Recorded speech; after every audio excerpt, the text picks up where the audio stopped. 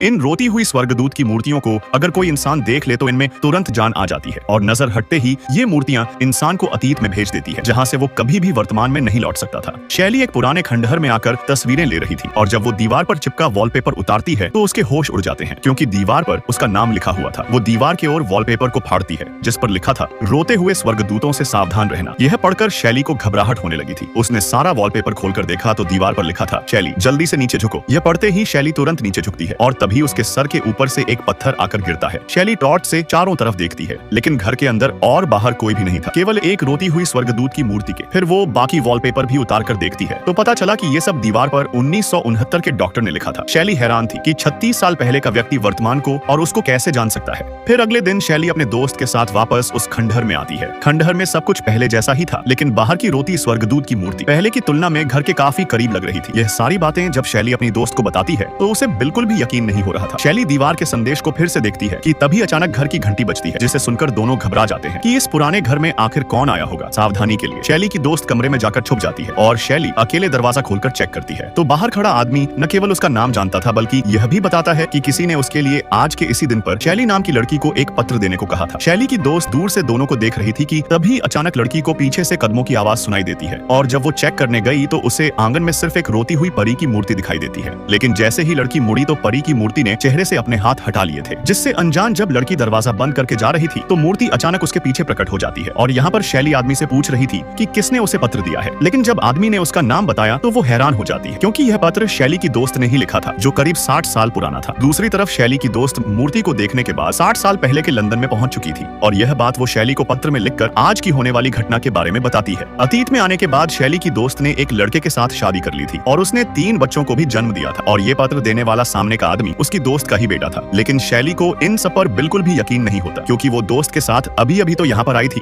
वो तुरंत ऊपर जाकर दोस्त को खोजती है, लेकिन दोस्त गायब हो चुकी थी। शैली को परी की मूर्ति पर एक चाबी मिलती है। इन अजीब घटनाओं से शैली का माथा घूम चुका था, क्योंकि पत्र को देखे हुए अभी कुछ ही मिनट बीते थे और उसकी दोस्त ने 60 साल भी गुजार दिए थे। फिर शैली जब पत्र के पत्ते पर जाती है तो उसकी दोस्त की कब्र भी बन चुकी थी, लेकिन शैली को अंदाजा भी नहीं था कि खतरा अब भी टला नहीं है, क्योंकि रोती हुई स्वर्गदूत की मूर्तियां उस पर नजर रख रही थी।